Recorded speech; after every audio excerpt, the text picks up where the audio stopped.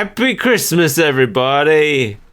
Bah humbug. Happy holidays! Welcome to Super Breakfast Friends Club, the show where it's Christmas every day that we record a Christmas episode. Apparently. I'm Mike. I'm not. It's time for us to steal Christmas. We're stealing it? We're stealing it. Everybody, please place your Christmas into the bag as it passes you. And no one's going to get hurt. It's all just going to go down smoothly. I didn't prepare for this. I don't even have a mask on. We're going to have to kill the witnesses. Oh, no. All right. Sorry, everybody. Christmas isn't going to go so well. Everyone who's placed their Christmas in the bag, please line up. Turn to face the wall. Okay, let's move on from this Christmas celebration turned mugging turned killing. You're the one who started it. Play the theme. There's no theme song this week. No. I was really sad because it's Pac-Man. It's our friend from the first day we were born. And I love the terrible Pac-Man theme song. I didn't miss it. You didn't miss it? No. I'm going to sing it. Pac-Man. Ugh, terrible. Get it out of my ears. We've gone back to our roots to see how they celebrate Christmas in Pac-Land. Turns out they don't. They don't and they do. It's weird.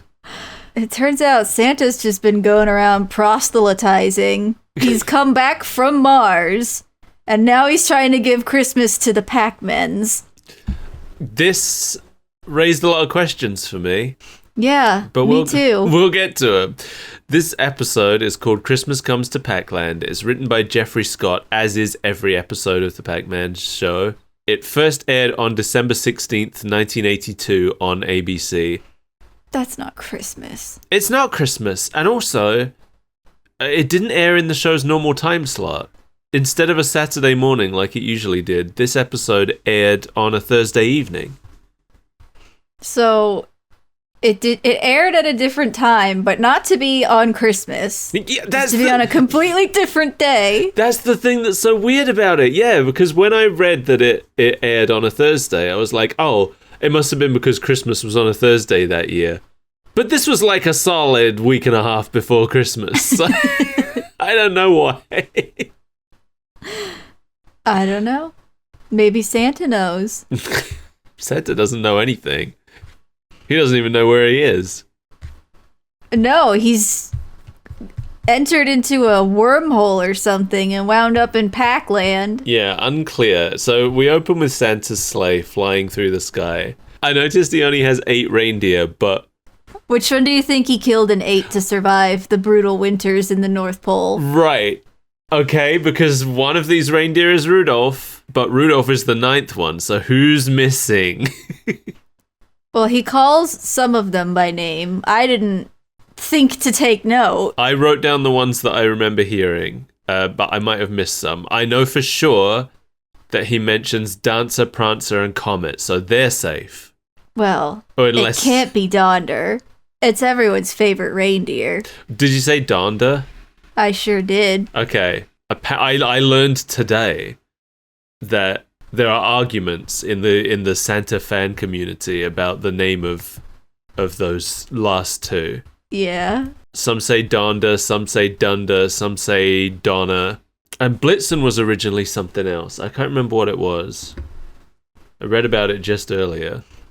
Dasher, Dancer, Prancer, Vixen, Comet, and Cupid were always those names, but Donder and Blitzen have gone through a few different names over different revisions of the poem.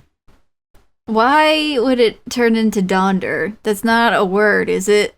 Yeah, Donder and Blitzen come from the German words for thunder and lightning, apparently. Oh. Yeah. Oh, I like that. Yeah, I didn't know that. But that's why they're called that. But I guess there are different, like, transliterations of those words. So I'm more familiar with Donder being named Donna. which I don't like as much. Now that I know that it's thunder and lightning, I think Donda makes more sense. Yeah, it's better. Yeah.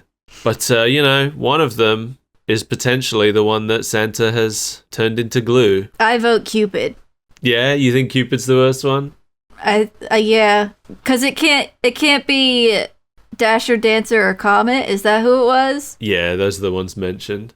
Which is a shame, because I think Dancer would be, if I was picking one name to get rid of, I think Dancer would be my choice. No way. He's not human, so he is Dancer. Well, I just think that having Dancer and Prancer is redundant, and... Dancing and prancing are different things, and you would know that if you played more Monster Hunter. All right, I'm sorry. But you can't get rid of Vixen. That's like the coolest name there. Oh, well, now that we know that Thunder and Lightning are in the cast... That's true. Vixen... Blitzen is clearly the cool name. Okay, so wait, who are Cupid, Vixen, Donda, and Blitzen are our options for death? Yeah, I'm gonna say Cupid as well. Yeah. Sorry, Cupid. Little nerd with his bow and arrow, shooting hearts at people. He just wasn't cool enough for the sleigh this year. The Santa Claus is played by Peter Cullen, who is also the voice of Sourpuss. Good. I love that. Most famously the voice of Optimus Prime, but here he plays a cat. Most famously Optimus Prime, please. Sourpuss is his best role. Hey, I didn't say best. I didn't say Optimus Prime was his best role. I just said it was his most famous. It's also his most famous because everybody knows Sourpuss. Everybody in the world. You know what? Shut up about it. You know what? At Thought Bubble, somebody did buy my Pac-Man print specifically because it had Sourpuss on it. And they did, when they saw Sourpuss, they did know the name Sourpuss. Yeah, he's the best character. So, I was surprised. The fact that they walked by looking at it and then they were like, oh, Sourpuss, I have to get that. Whoa, Sourpuss merch? Yeah, I'm not making this up either. This is a real interaction that happened. If you're out there, I can't remember if you took a flyer for the show or not, but if you're out there and you're the one who bought the Pac-Man print because it had Sourpuss, thank you. You're my favorite person. Santa's got a computer in his sleigh now, but it never comes up. Yeah, Santa's outsourced the labor to AI. It never comes up after this one shot of him pressing the buttons. It's just to let us know that Santa makes sense, guys, because he has technology on his side.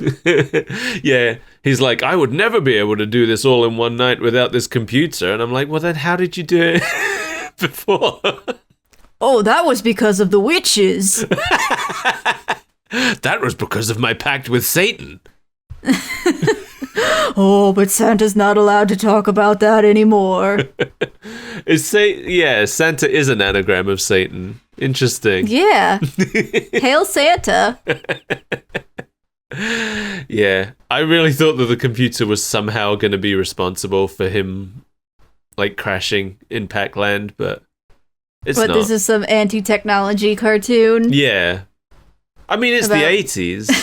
Returning to Pac. Although that is, I guess, pretty ironic to make it an anti-technology cartoon starring a video game character. So here we are at Pac-Man's house, where he and Pepper are building snowmen of all their enemies.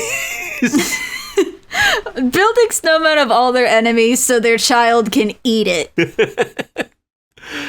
Yeah, but their child has turned into like a living snow Pac-Man. Yeah. That eats. It's a little bit terrifying. I know we mentioned this in past Pac-Man episodes, but I love how involved the family pets are. Especially Sourpuss. Like, why is your cat coming with you to all these adventures? He's got nothing else to do. I mean, without Chomp around, he really has no reason to live. Yeah, Sourpuss doesn't get to do much in this episode, unfortunately. But he's present for most of it. Yeah, he's about. So the Pac family go for a sleigh ride, or a toboggan ride, in this, like, Olympic-level looking toboggan, I guess is the word. And they go about like a Wario Mountain course in the frozen hinterlands of Pac-Land. Yeah. And the ghosts, I guess, are out caroling. They're singing Jingle Bells. They're out, and I just kind of singing, I guess. Caroling, I think, implies like an aim, a goal. Well, we don't know. I like to think that they were caroling, but then they saw Pac-Man and his family, and they just were like, those guys, let's get him. They didn't discover Christmas cheer until the end of this episode. Yeah. I got some questions, but I'll bring them up when they arose for me. Okay. Pac-Man can apparently control the speed of this toboggan at will. Yeah. Do you think he just puts power pellets into it? Is that why they didn't have any? Yeah. No, that's because the convenient power pellet box was empty. So they go off this cliff, right, in their toboggan. Did you notice the way Pac-Man said "uh-oh"? Because it was strange. It didn't stick out to me, no. He says it as though he's unfamiliar with, like, what it means. So they don't have any power pellets to fight back against the ghosts. If you lived in a world where ghost monsters could be around every corner, wouldn't you carry power pellets whenever you left the house? I feel like maybe Pac-Man lacks willpower, so whatever he leaves the house with, they just kind of wind up in his mouth. I guess he doesn't have any pockets. That's true. He's just gotta keep him in his cheeks like a hamster. Yeah, he probably swallows them real fast. So yeah, there's this power pellet emergency box, which he opens, and it's empty, because apparently the ghosts came and raided it earlier at some point. Which, to me, raises a lot of questions about how much trouble the ghosts have getting power pellets. I mean, we'll get to that. We'll get to that when we get to that. Okay. All the ghosts want is power pellets, to my memory of this show. I think all the ghosts want is to chomp Pac-Man's bones. Well, I suppose they want that too. Because Mezmaron hasn't really been present for a while, and I feel like Mezmaron is the one that wants the power pellets. These guys are just out looking for trouble. I feel like we've only seen Mezmaron once, and we've watched this show a fair amount of times. Yeah? No, we've seen him twice, because he created that vampire Pac-Man as well. Oh, I forgot about that. I think that's it. I think those are the only 2 episodes he's appeared in, and we've watched like 6 at least. Yeah. I'm beginning to think Mezmaron does not play a very large role in this show. So Pac-Man starts throwing snowballs at the ghosts, and Inky starts throwing the pellets they have in retaliation.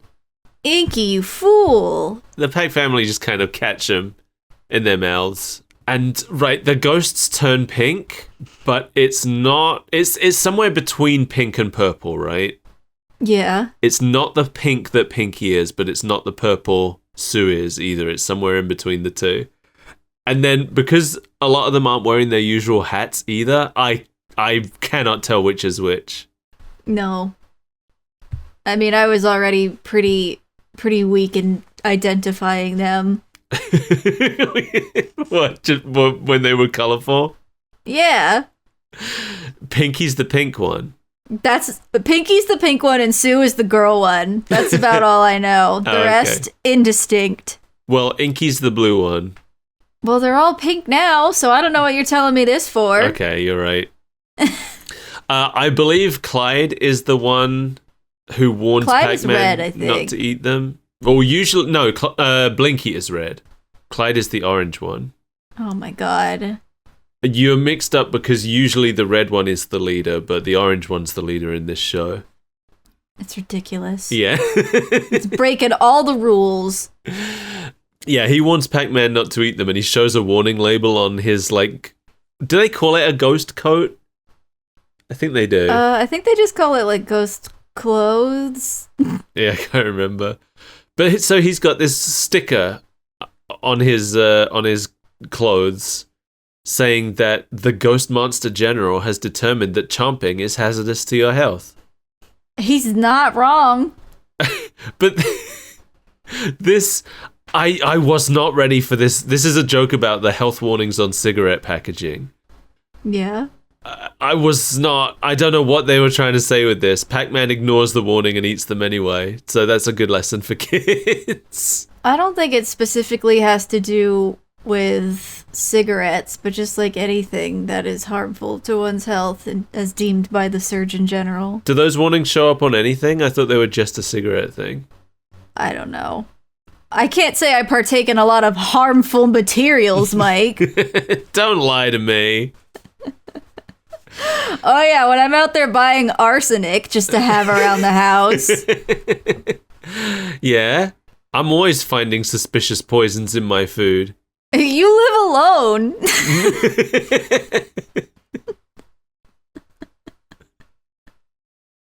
Is there something we need to talk about, Mike? Are you acting out for attention? So, but when this episode aired, the US had these warnings on cigarettes for almost 20 years. Uh-huh. So it's weird that they're just like making a joke about it now. I don't know. I mean, when is there a more appropriate time to make a joke about it? It's a cartoon. Just jokes pop up whenever they feel like it. I guess I just feel like this is a weird joke for a children's cartoon in general. I feel like cigarettes were kind of a part of everyone's life back in the 80s. Yeah, I suppose that's true. Did you know America was the first country to require those warnings on cigarette packets? I didn't. I didn't either, and it's strange now because now America is one of the least strict countries on that. But they were the ones who came up with the idea. I mean, we didn't pay any attention to it, but they were there. Yeah. Now, I don't see cigarettes that often in my life, but when I do, you see the packages now, and it's more warning than anything else. There's this huge black box that covers like 4/5 of the packaging. That's like, smoking kills you. Don't do it. In case you didn't hear, you're gonna die. $5. $5. Yeah, right. That sounds cheap these days. Oh, yeah, I suppose so. And I think the backs of the packaging have like photos of lung cancer and stuff on them. Yeah, they don't do that here. They don't show you frightening images. Oh, yeah. They want to scare you. But they also still want to sell it to you. So anyway, Pac-Man chomps 2 of the ghosts. I'm not sure which ones. In the next scene, there's 3 ghosts left, and Pinky, in Inky's voice, calls Inky Pinky. So I see that the ghosts all being pink was confusing for the people working on the show as well. Yeah, I couldn't even follow that sentence. No. No, I don't blame you. They bump into each other and they just like sink into the snow. Yeah. It was weird. Yeah. Okay, I'm not going to question it. I just wanted to point it out. I think that Inky might be a sleeper agent for the pack for people. feeding the pack's ghosts. Yeah, because he just pulls out that tennis racket and uses it to hit Pinky and Sue directly into Pac-Man and Peppa's open mouths. Yeah, you would think after watching one of them go directly into somebody's mouth, he would stop, but he keeps going and knocks himself. Yeah, he even knocks himself into Pac Baby. He serves himself in multiple ways to Pac Baby. Yeah. So that was interesting. Almost as interesting as their eyes floating through the cosmos so that Santa has to veer off course. That was so, like, of all the way, I knew that Santa was going to crash in Pac-Land because I knew going in that that's what the plot was. Of all the ways for it to happen, I love that the reindeers got spooked by the ghost's eyes returning home. It's pretty good. It's probably the best part of this episode. The reindeer gets spooked, all the toys fall out of the sleigh, and he crashes. And this is where I really started to have some questions. No, this is where everything started to make sense to me. Yeah? Because Santa's flying around just a regular human man. Mm-hmm. And I'm like, are we not going to talk about that? But we do. because he's confronted by the Pac family, and they're like, "Oh no, an alien!" Yeah, they're like, what is he? Look at that weird alien with a hairy face and a red spacesuit. Oh, he's disgusting. Ugh, I feel sick just looking at him. It's like that Simpsons scene where Homer imagines the kids as like realistic humans for a second and screams. Yeah, I like this acknowledgement of them not knowing what humans are, but to me, the questions it raises are, is this not Earth? And if it isn't Earth, why was Santa here? What if it is Earth, but it's a part of the world that Santa didn't know existed, so he's been passing over it every year until the eyeballs knocked him into it? What if Pac-Land is deep in the rainforest? Well, there's snow, so that's probably not where it is. Oh, yeah. What if it's in the middle of the Antarctic? Yeah, it's at the South Pole. Santa never goes down there because he's got beef with Nega Santa. Nega Santa.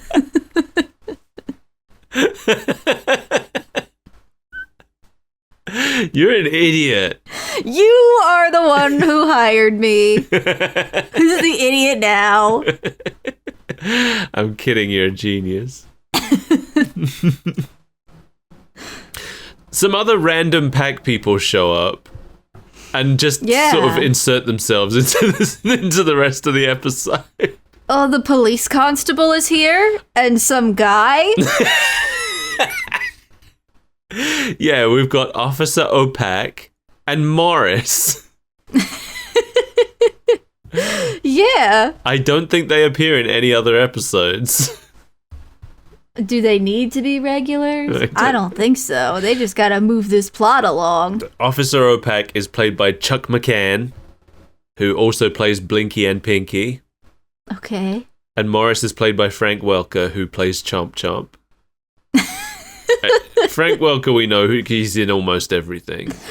Yeah, and this is Chomp Chomp is his most baffling role that I'll never get over. Yeah, because he's like an established voice actor with big names behind him. And he's really, really good at animal noises.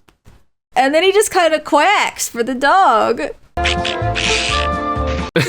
Do you think like they didn't tell him what animal Chomp Chomp was going to be? He heard that name and he's like, yes, sounds like a duck. Chomp Chomp, obviously a duck, yes. Maybe he was trying to make it distinct from a regular dog. Maybe. He didn't want to tip his, like, Scooby-Doo voice just yet. He's like, well, these are strange alien creatures with a strange alien dog. What would it sound like? Turns out it's quacks. So Santa has never heard of Pac-Land. And the Pac people have never heard of Christmas. No, they're heathens. But the ghosts were singing Jingle Bells when we first saw them. I mean, that's not... it's a Christmas song, but it doesn't reference Christmas or Santa or Jesus, does it? Well, I'm going to point out one thing. Later on in the episode when they're singing Jingle Bells, Inky punctuates it with a ho ho ho. That is a little perplexing. That's some weak world building from an otherwise very good show.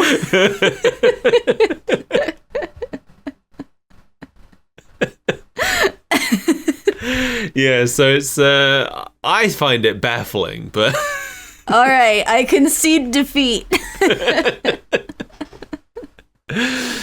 So I love that Santa, they like help him up and he just climbs straight back in the sleigh and tries to make the reindeer fly, despite the fact that they're buried in the snow.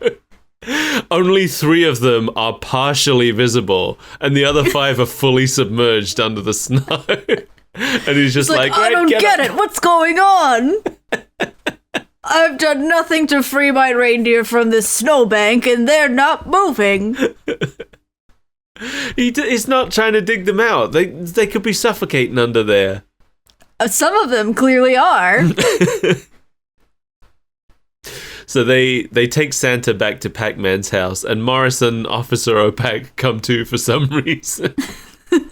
They're a part of the gang today. I just love it. It's just like, they're like, oh, come on, let's get you back into our house and warm you up. And then these two random people are just like, oh, I guess we'll go too. Nobody invited us, but... That sounded like an open invitation to me. And Pepper introduces herself as Ms. Pac-Man. Miss Pac-Man, but you can call me Pepper. Yeah. They so rarely use that term. Does that mean Pac-Man's name is Pac-Man Pac-Man? Mr. Pac-Man. His first name is Mr.? Maybe. Wait, because her name is Pepper Pac-Man. Yeah. Maybe we just don't know his first name. She always calls him Packy. Yeah, which is a slur here. Yeah. So that's not great. I really wanna, somewhere in my mind, there's something that's just shouting, they called him George once, but I don't think that's real. That's just your weird headcanon insisting itself into reality. Yeah, George Pac-Man. Paxton Pac-Man. Paxton. I could see that. I don't know, he doesn't look like a Paxton to me. That's why he goes by a nickname. Well, yeah, that's why he goes by his last name. He wasn't the only Paxton in his class at school, so he just got called Pac-Man. Right. Because he joined the class late. Well, because the other one was slightly older and came first in the alphabet. Right. Paxton Anderson and Paxton Pac-Man.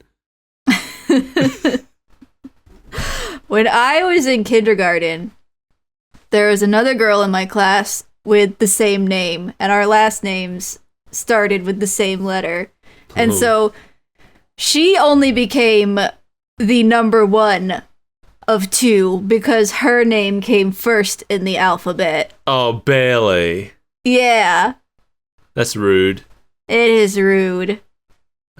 See, I've usually been one of at least 2 or 3 mics in my school classes up until uni. I did uni in Scotland, and there weren't so many mics in Scotland.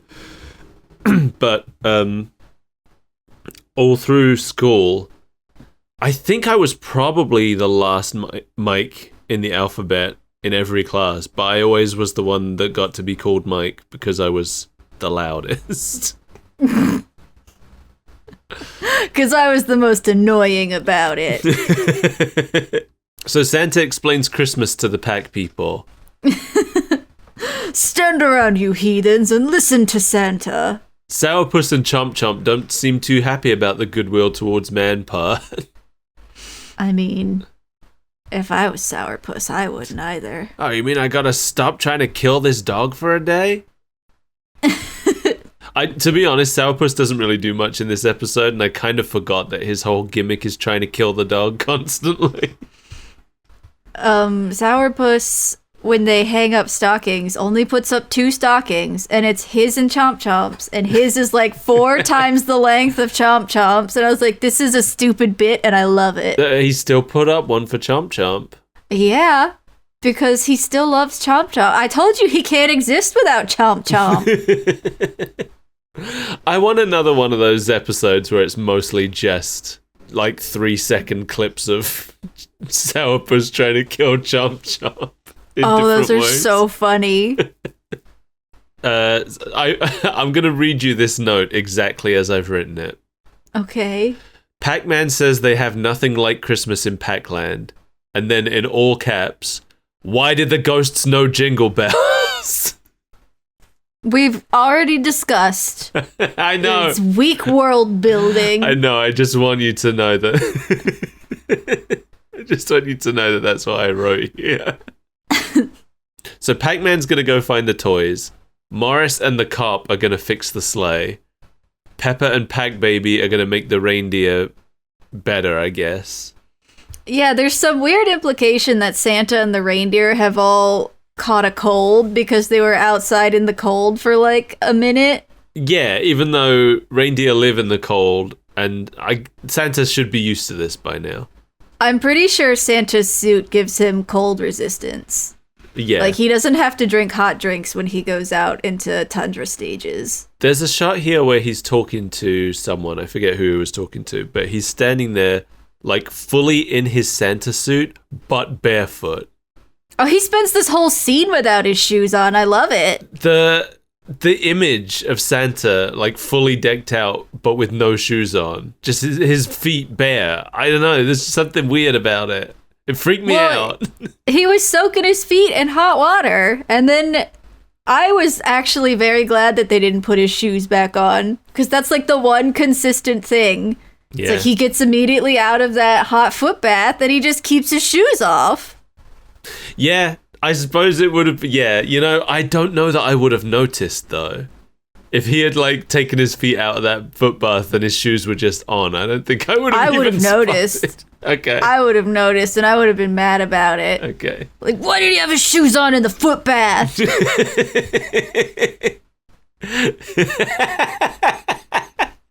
Okay.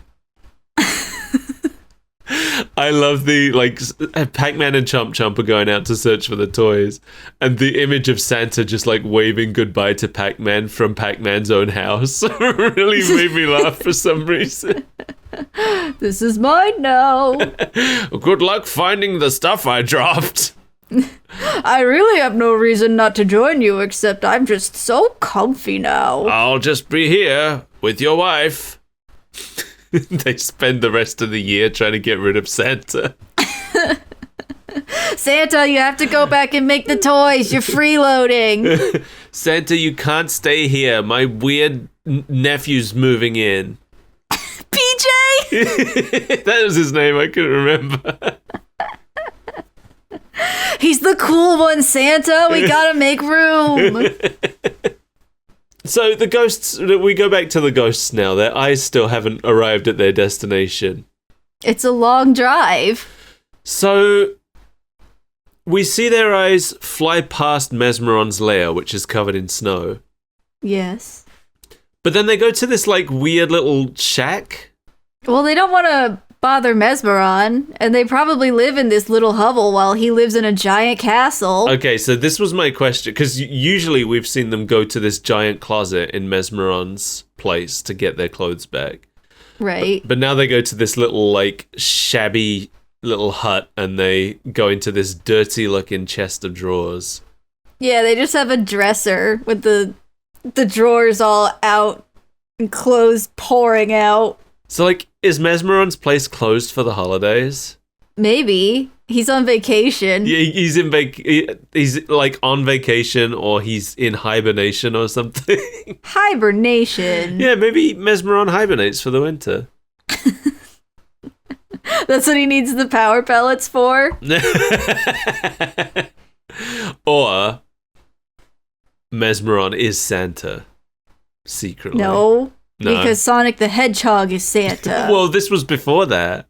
You think that Sonic would have dethroned Mezmaron? That Sonic the Hedgehog becoming Santa movie was almost 2 decades after this. What if every year there's a new Santa and you have to trick somebody into taking over your role as Santa Claus? You know, I did notice a common thread between this Santa and the Sonic Santa that I'll get to later on. Okay. So the ghosts demonstrate what they want to do to Pac-Man by covering Clyde in chocolate sauce and cannibalizing him. Yeah. Bit weird. I do think they went a little bit far in making their point. But, you know, he just put those clothes on and now they've eaten them again. We go back to Pac-Man and Chomp, who are searching for the toys. And Chomp, I guess, picks up the scent and starts heading towards it. I guess, and then just runs into a pole. And then Pac-Man is like, good job! He's like, good boy, follow that trail. But then he, like, turns and walks in the opposite direction. It was weird, yeah. So here we go. This is where Clyde and Sue are now riding in a sleigh, which is being pulled through the air by the other ghost monsters. like reindeer. They're not pulling it through the air. The ghosts are floating, but the sled is on the ground. Is it? I thought it was in the air. No. Oh, okay. Well, yeah, this is where Inky says ho ho ho. Completely shattering my illusion. The ghosts find the sack of toys and start playing with them. They're very excited about it. I loved there are a few parts in this episode where it seems like Pac-Man like forgets what's going on for a minute. So we go back to Pac-Man and he says, "We gotta find those toys." And then he hears people chanting toys. And then he says, "Sounds like someone's having a good time." Wonder what all that hubbub is about. Do you think they've seen any toys? Oh well, what was I looking for again? Chomp Chomp, what do you got? So Pac-Man and Chomp Chomp decide to burrow under the ghosts to get to the toys. And just pop up right among them. Yeah, well Chomp Chomp doesn't. He pops up by the sack. Well, Chomp Chomp is clearly the brains of the operation. And the better digger, I'm guessing. But the thing is, this was Chomp Chomp's plan, but it wouldn't have worked anyway. He would have only got the sack, not the toys. Some of the toys could have still been in there. They can't play with every toy at once. I suppose. When we see the ghost monsters look into the sack, it sure didn't look like there were many toys in there. There were like 5 things. The animators were very tired. Oh yeah, no. I am not suggesting that the animators should have had to draw every toy in Santa's sack. I'm suggesting maybe the POV shot looking into the sack was unnecessary. They're gonna chomp on his bones. They are, and they do. I know. What does this mean? Oh, we'll be seeing ya, Pac Punk. Don't take any wooden power pellets.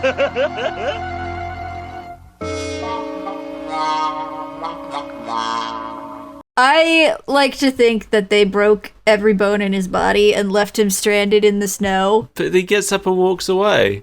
Yeah, he had to persevere through the harsh pack winter with many a broken bone in order to save Christmas. It's touching, Mike. Okay, but this is the thing, right? All 5 ghosts chomp him at once.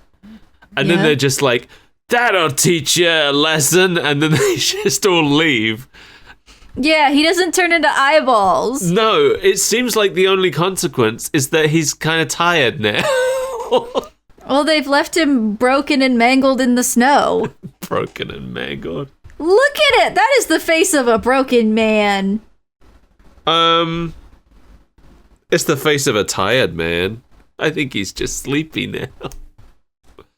I'm not going to trust you to assess somebody's physical condition ever again. I think he's just a little sleepy. What are you talking about? That man has clearly been chomped.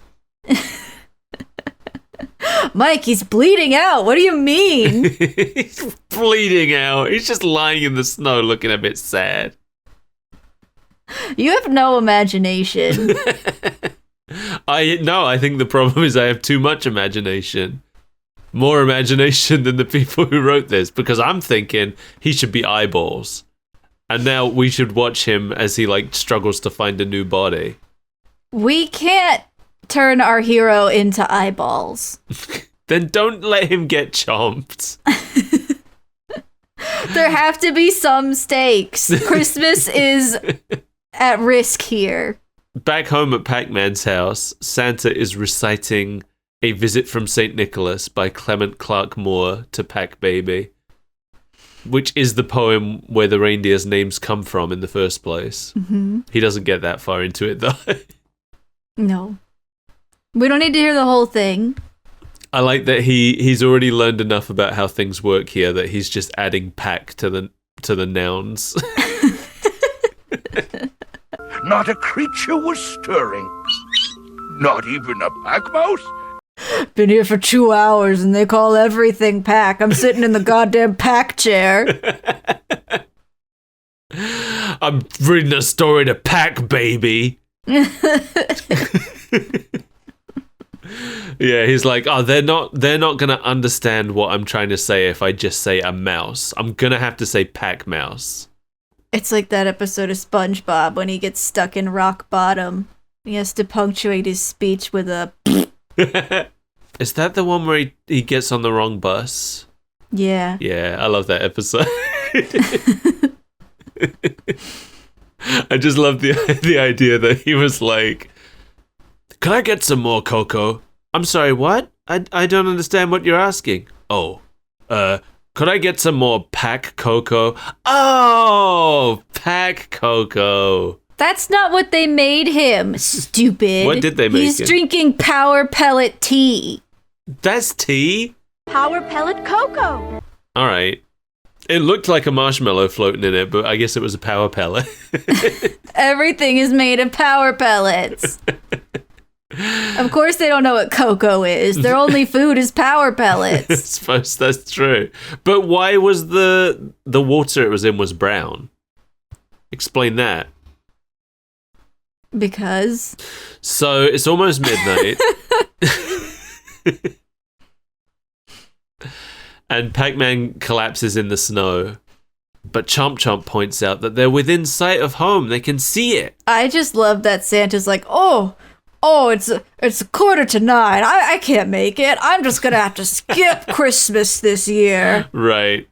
Oh no, don't worry about me. Don't try to bring my toys back. Christmas is already ruined. Let's just stop. He's like, this is the first Christmas I've missed in all of history. Because even the dinosaurs got gifts, apparently. Meanwhile, Santa's like taking off his Santa suit and changing into some pajamas. Putting a Hawaiian shirt on. Getting that Ebenezer Scrooge outfit, a nightcap, a candlestick. Right. This is what I was going to say, because this is a common thing in Christmas specials we've watched, because the same thing happened in the Sonic one, where it seemed like everything was solved, but then Santa was like, oh no, I don't want to try. Santa's been working the same gig for millennia. He's a tired man. I'm just going to take a me Christmas, I think. But also before Pac-Man gets home, when they're heading like heading towards the town, they like fall down a cliff. Yeah. But it's played out like the problem is that the cliff edge broke off. Yeah. But they were trying to drag the sack over the cliff edge anyway. It's like, what was the plan there? Maybe he didn't realize that they were standing on a sheer precipice. Maybe. I don't remember my house being that small, but whatever. He's been chomped. He's out in the snow. This man is dragging himself to get back to the house with those toys.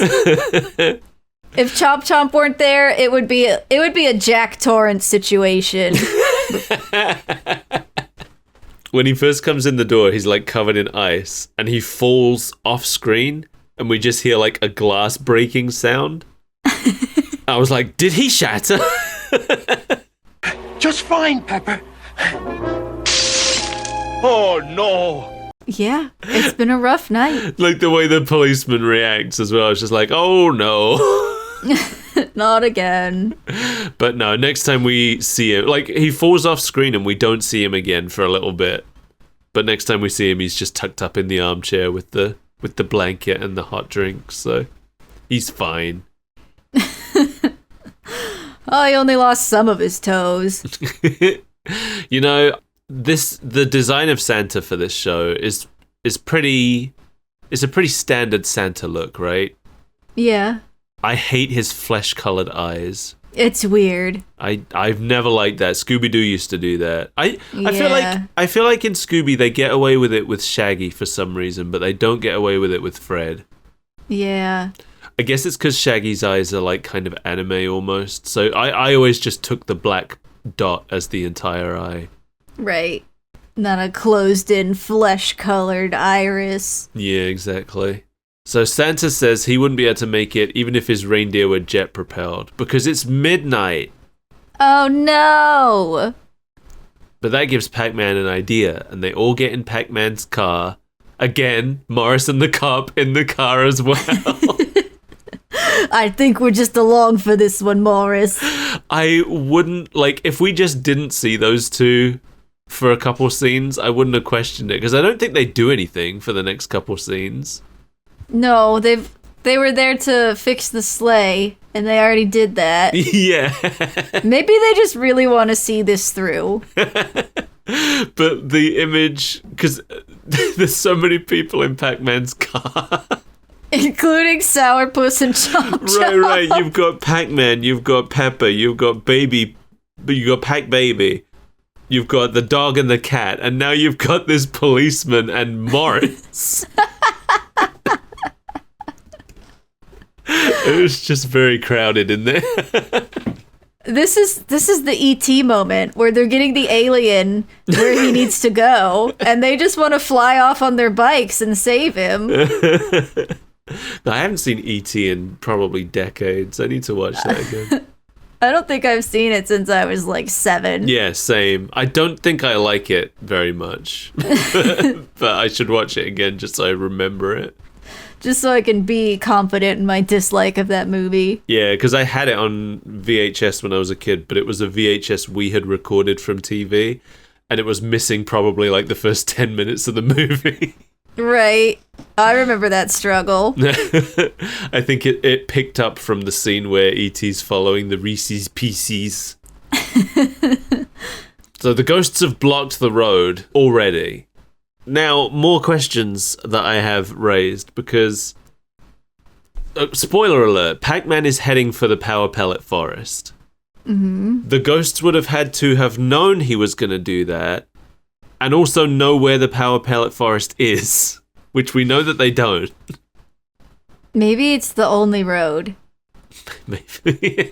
And they just haven't thought to check it. Mezmaron doesn't let them get that far away from the castle. And last time we saw the ghosts, they were satisfied. They were like, we've chomped him, let's go home. But now they're here blocking roads. Yeah. Or do you think they like got back to the clubhouse and they were like, wait a minute, we chomped him, but we didn't chomp him right. He was still okay. Right, we didn't need him. The whole thing we went there to do, we forgot. Oh, damn it. Yeah, they do specifically want to eat him, right? They mention that a lot of times.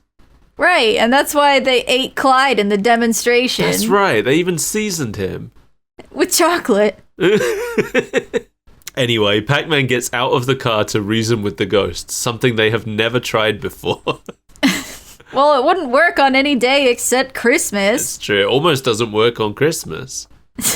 Clyde needs some extra convincing. All the other ghosts are on board with Christmas. Like, what, you mean we get presents? And there's kindness involved? Wait, that's what that song we've been singing is about? I just woke up from a beautiful dream and it's been in my head ever since. We've been singing it all day, only today specifically, and we didn't know why.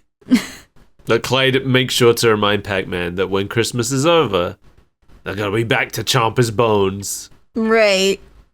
You get one day with your family, Pac-Man. That's it. So Pac-Man leads Santa to the Power Pellet Forest. And it's kind of a shame for the ghosts that they didn't follow them further to find out where it is. That would not be in the spirit of Christmas, Mike. I suppose. But the reindeer eat the power pellets, and then they start glowing. And as far as we are shown, there are no other properties. Right, because Santa takes off into the sky, and he isn't particularly fast. No. It's just glowing. His reindeer are radioactive now. Yeah. They are not jet propelled like I was led to believe they would be. Yeah. Like, I guess at one point they, like, become a comet, but, like, real slowly about it. Santa now believes he can make it, though, now that this reindeer are glowing. Now that we've wasted 3 hours driving to the Power Pellet Forest, I think I can save Christmas. You know, you really put the spirit back in me with that speech you gave to those ghosts.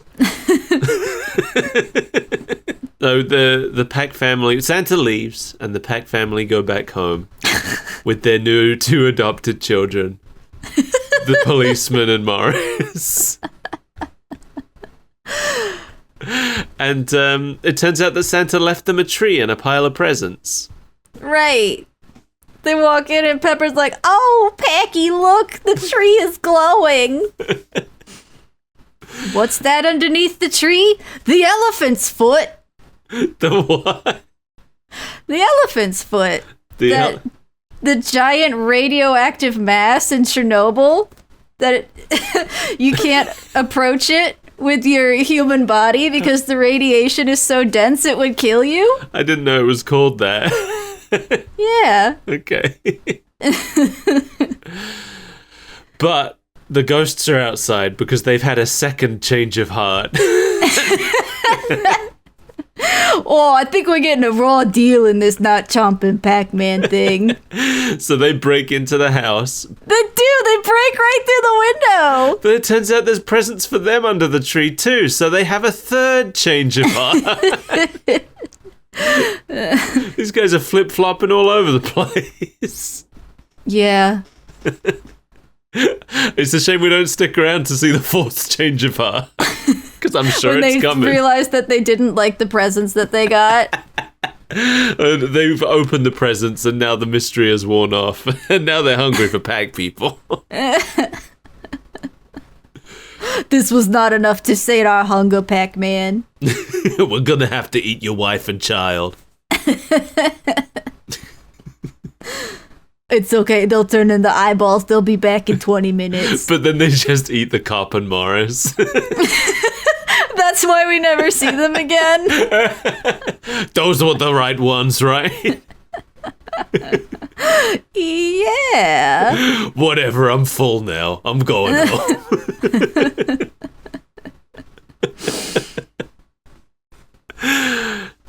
And we end on our... Every one of these shows has to have a phrase that's just for the show. It's Christmas, but it's this show's version of Christmas. Right. Merry Christmas to all, and to all a good chomp. Oh, yeah. Did you like that one? No. No. But I love that they did it. I prefer Mario Christmas, everybody. Me too. That was a good one. We still need to use that one every year. Yeah, it's funnier. Well, that's the end. Yeah. Pretty much as stupid as I wanted a Pac-Man Christmas special to be. Yeah, I enjoyed it. I enjoyed that Santa was an alien in Pac-Land. Yeah, and that there's no explanation. Like, is it another planet? Is it just a place on Earth that he somehow didn't know about? Who knows? We'll never know. But now they celebrate Christmas. If it is another planet, how did he get there? He accidentally entered a wormhole. The computer did it. Yeah, exactly. That's what I think. That's the, I think, missing plot that we needed. Is that he accidentally transported himself into Videoland with his computer. No, that's a different place. That's where Kevin lives. Oh, you're right.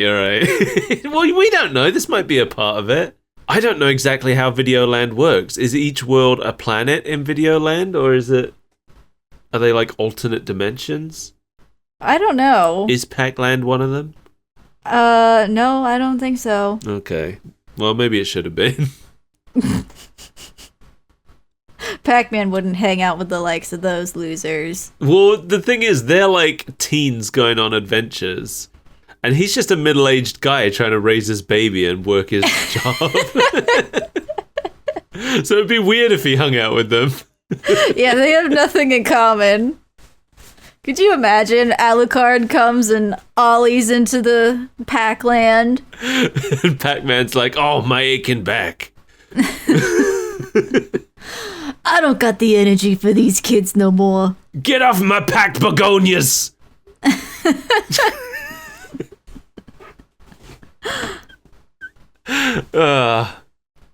You know, I think my biggest complaint about this episode, where's Mezmaron?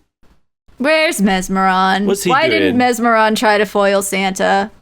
I think Mezmaron is the only one who knows about Christmas, so he leaves to celebrate it.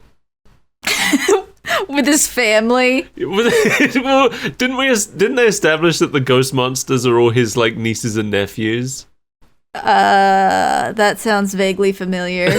So he's going away to avoid his family. He's going to a beach somewhere.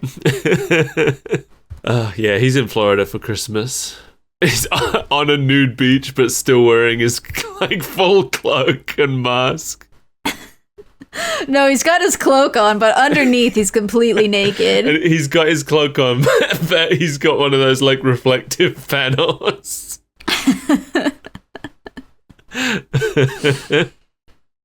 Sipping, he's like got a straw coming out of his martini and he's sipping it through the grate on his mask.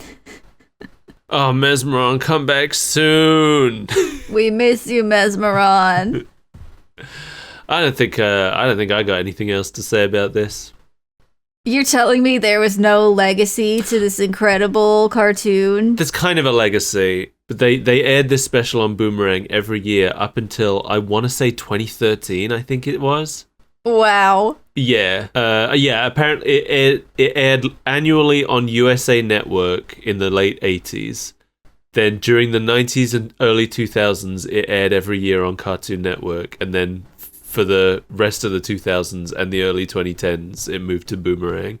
But they aired it every year. Good. Which is wacky wild. The version we had the Boomerang logo in the corner. But it's only recently been removed from rotation. Well, recently. Like 10 years ago. They stopped airing it. I got distracted by the fact that there is a character named Mezmarelda. What? She's not in the cartoon, but she is the main antagonist of Miss Pac-Man, Maze Madness. Really? Uh-huh. Do you think they named her? Oh, I found a picture of her. She doesn't look anything like Mezmaron. No, but she's still iconic. Yeah, she's pretty iconic. She looks more like a ghost. I mean, that makes more sense than whatever the hell Mezmaron is. Yeah. I wonder if she was a deliberate reference to Mezmaron. I hope so. Yeah, me too. Mezmarelda seems to be inspired in part by both the animated Pac-Man villain Mezmaron and the ghost witch of Netor in Pac-Man 2: The New Adventures. Wow. Oh, there's Mezmaron. Our old friend. Forgot about his egghead. That's the only thing I remember. I forgot quite how egg-shaped it was. Well, thanks for joining us, everybody. On this dark day. I hope that you're enjoying the season. I'm not. You're not enjoying the season? I hate winter and you know it. Well, I hate the cold, but I like the lights. It's not enough of a payoff for me. Okay. People have put their lights up now. I mean, they've had their lights up for ages because it's Christmas. It's Christmas People Day. have had their lights up since before Halloween, so I'm particularly salty about it this year. Really? They don't do that here. They wouldn't dare. People complain about the Christmas stuff being in stores before Halloween here, so...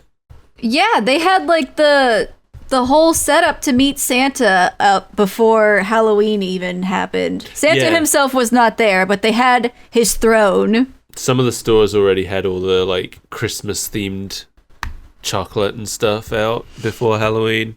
It's annoying. I hate it. Yeah, I mean, there's a couple of those things that I wish they sold year round, so I'm like, all right, I'll get them anyway, but... No, you're the reason that they keep bumping it back. No, don't blame me. You're the reason that Halloween is disappearing. No, because I buy the Halloween candy too. You know how I feel about candy. Yeah, it's always in your mouth. It gets hard to talk to you. You love it. You just tell yourself that. I love it. I'm going to team up with the Heat Miser, and we're going to get rid of cold forever. I'm going to team up with Mezmaron, and we're going to go to Florida. And we're not going to invite you. Fine. Everywhere's going to be Florida when I'm done with it.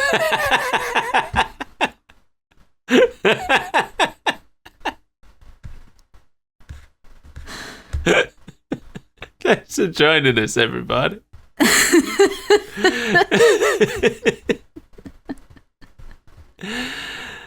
If you would like to support the show with your wallet, then you can head to patreon.com/superbreakfastfriendsclub and join Jamie Core, Mark Kelly, and Marley the Changeling, the one Mezmaron who did show up to Christmas, as one of our Patreon patrons. Patreon pals? Yeah. I'm Skull Pirate Mike, and you can find me on the internet in different places. Just look for Skull Pirate Mike in your favorite place and see if I'm there. I might be. Lift the rocks. Take a peek. Where's he hiding? In the creek. I brought Looking it back for full circle. I don't remember if we recorded that part, but I think we did.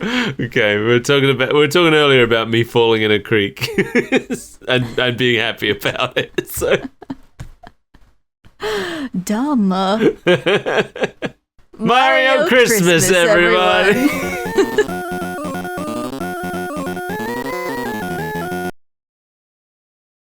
Now say some sounds. Some sounds. You haven't done that one for a while. It got stale. I have to switch it up. Good. I like it. That's because you're dumb. You can keep fighting it all you want, but I'm never going to stop liking you. I haven't been fighting it. I've just been insisting that you're dumb because of it. You've been fighting it a little bit. How? Always pushing me into the creek. That's got nothing to do with anything. That's just for kicks. Well, joke's on you. I like the creek. It's where I find like worms. Being cold to mail me. Gummy and otherwise. If you're finding gummy worms in the creek, I don't want those either. I mean, I think they're gummy worms. I'm not a taxologist. They're blue. Turns out they're just those big, scary Australian worms. All right.